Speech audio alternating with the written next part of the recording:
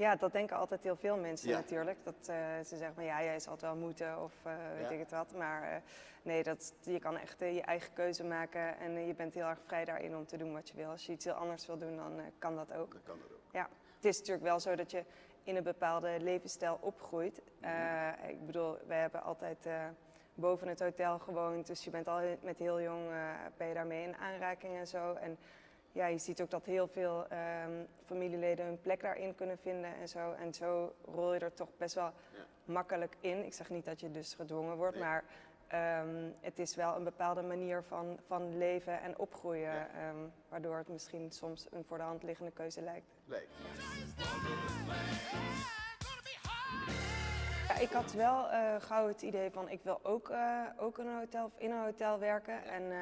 En toen dacht ik, toen ging mijn broer naar de hotelschool en toen hoorde ik zijn verhalen over de hotelschool. Ja, toen dacht je, daar moet ik bij Die hadden zijn. niet zo heel veel met een hotel te maken, maar wel met die studie. En toen dacht ik, dat wil ik ook. Okay. Maar toen moet ik eerlijk zeggen dat veel mensen tegen mij zeiden, of sommige mensen zeiden van, dat is niet jouw eigen keuze. Nou, ik was natuurlijk puber, dus ik dacht, waarom zeggen zij dat? Misschien moet ik dat maar eens uitzoeken. En toen ben ik naar Spanje gegaan, heb ik een talencursus gedaan voor 3 maanden. En nou ja, daar wist eigenlijk niemand wie ik was, want daar was Van der Valk natuurlijk niet zo bekend. Nee. En toen dacht ik, als ik dan na die 3 maanden nog steeds naar de hotelschool wil, dan is het mijn eigen keuze.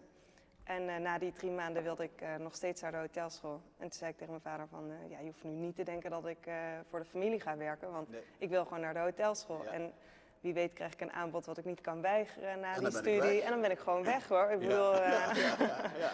Maar ja, toen had ik de hotelschool afgerond en toen zag ik welke kansen mijn familie me eigenlijk boden. Ja. En toen was de keuze wel gauw gemaakt om terug te keren naar het concern.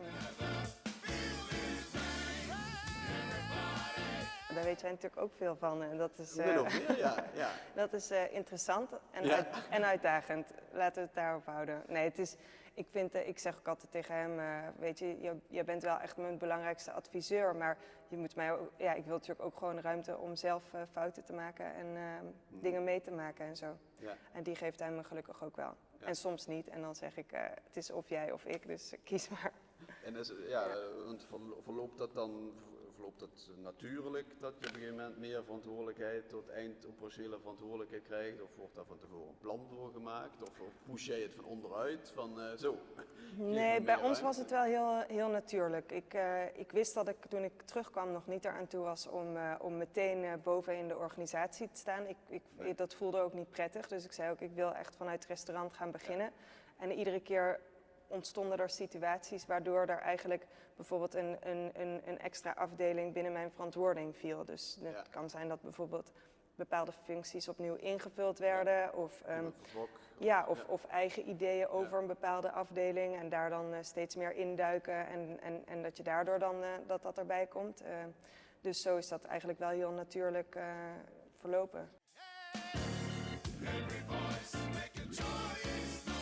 Ik denk dat ik de grootste kick krijg echt van het samen doen. Dus echt, als je gewoon een bepaald evenement hebt, of die nu door de regio georganiseerd is en je kan daarop inspelen als hotel zijnde, bijvoorbeeld een Amstel Gold of zo, dat we ons hele hotel en de organisatie daarop inrichten, dat alle fietsers verwelkomd worden en dat iedereen van het team daar ook zin in heeft om dan alles eruit te halen, dat is voor mij wel de grootste kick. Ja. En dan met name in een hotel heb je natuurlijk dan ook echt iedere zoveel tijd gewoon een compleet ander hotel. Want dan de week daarna hebben we bijvoorbeeld Cultura Nova of zo. Dan heb je allemaal artiesten in huis. Of je hebt, het is gewoon of IB1 met allemaal breakdancers en allemaal gekke leuke dingen. Ja. Elke week is het anders. Het is altijd hotel, anders. Elke week anders eigenlijk. Ja. Ja, ik vind die balans wel. En die balans is ook heel belangrijk. Want ik bedoel, anders kan je dit ook niet doen en niet volhouden. Want het is natuurlijk allemaal heel intensief. Maar ik denk, horeca is wat je zegt, het is 24 uur. Dus je kan zoveel werken als je zelf wil. En als je wil, kan je ook gewoon altijd werken. Maar ik denk dat niemand daar echt gelukkig van wordt. En ik denk dat de balans, met name moet je voor jezelf creëren door prioriteiten te stellen en andere dingen ook belangrijk te maken. En ik denk wel dat als je echt gepassioneerd bent over wat je doet, dan zal dat altijd wel een soort van klein gevecht blijven. Maar dat komt ook omdat je de helft van de dingen die je doet, of misschien nog meer, zie je ook helemaal niet als werk. Nee, het is, die passie, dat zie je toch meer als hobby dan ja. werk. Ja. En nou ja, wat ik zeg, kijk, ik denk gewoon dat je moet afspraken maken met jezelf. Natuurlijk loop je af en toe tegen de lamp aan, maar dat doet denk ik iedereen. En zolang je maar de tijd vrijmaakt en de dingen belangrijk maakt, dan komt het wel goed. We hebben brand gehad inderdaad in januari 2016. Ja. En ja, Hoe kwam dat bij jullie aan? Ja, dat was heel heftig. Ja, heel heftig. Dat was ja, het ouderwetse puntdakje. We wilden een beetje uitbreiden met het hotel, met het restaurant eigenlijk. Ja. Daarom hadden we een aanbouw bedacht. En we hadden ook een soort van 5 jaar masterplan ontwikkeld waarin we Hotel Heerlen weer zouden upgraden en helemaal up-to-date zouden maken. En we waren op 2/3 daarvan of 3/4. En ja, toen ineens brandde eigenlijk het hoofdgebouw helemaal af. Ja. En dat was natuurlijk zeker, ja, dat was gewoon ineens, leek het net of Hotel Heerlen er niet meer was. Nee.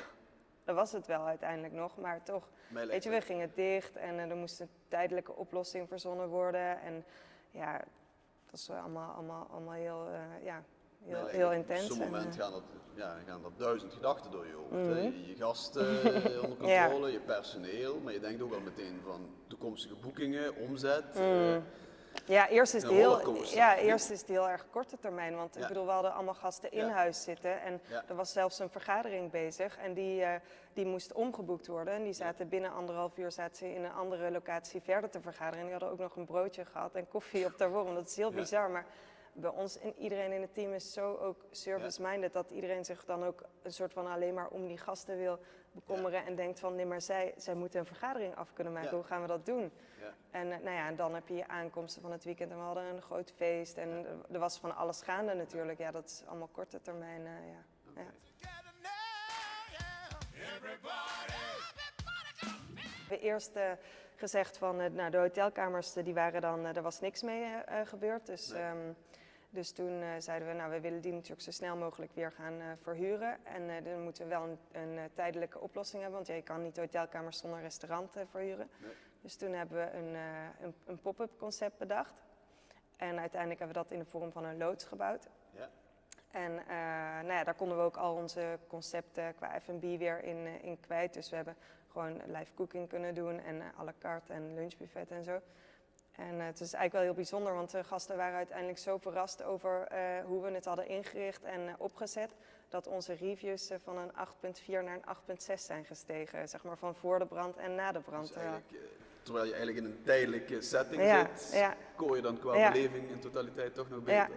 Ja, dat is wel een mooi compliment. Dan weet je wel en dat komt ook dan heel erg weer door ons team en hoe iedereen daar ook in staat. Want iedereen moest wel blijven beseffen dat de mensen vaak niet weten dat er brand is geweest. Want als jij ergens in Noord-Holland woont en je hebt 2 maanden geleden op het nieuws gezien dat er in een dorpje in Limburg of in een stad in Limburg brand is geweest, dan denk je daar 3 maanden later niet meer aan. Meteen met waar je dan op dat moment bent. Nee, dus dat moesten wel. Ja, dus service is echt heel belangrijk geweest in deze 1,5 jaar. Jij zei, zou ik eerst gaan reizen of eerst iets anders gaan doen? Ik denk wel dat het heel belangrijk is dat je eerst zelf weet wat je wil. Dus als je nog wil reizen of je studie wil doen, dan moet je dat zeker doen. Ik heb ook de hotelschool gedaan en daar ook de tijd voor gekregen om die Af te maken. Nou ja, goed te doen. Om de tijd daarvoor te nemen, laat ik het zo zeggen. En ik ben daar echt heel, heel blij om geweest dat ik dat heb gedaan. Altijd, nu nog steeds. Omdat dat wel, ik ben blij dat ik niet heel jong al in het bedrijf gestapt ben. Nee. En verder zou ik als tip geven van, probeer gewoon als je samen gaat werken met je familie een respectvolle band op te bouwen met elkaar. En probeer dat ook een beetje op een professionele manier te doen. Weet je bent ook al bij je familie, hoe je samenwerkt. Je werkt ook met je hele team samen. En zij voelen misschien soms wel als familie, maar zijn natuurlijk geen familie. Nee. Dus je moet daar wel een beetje professioneel in blijven als je dan echt daadwerkelijk met je ouders of broers of zussen samenwerkt.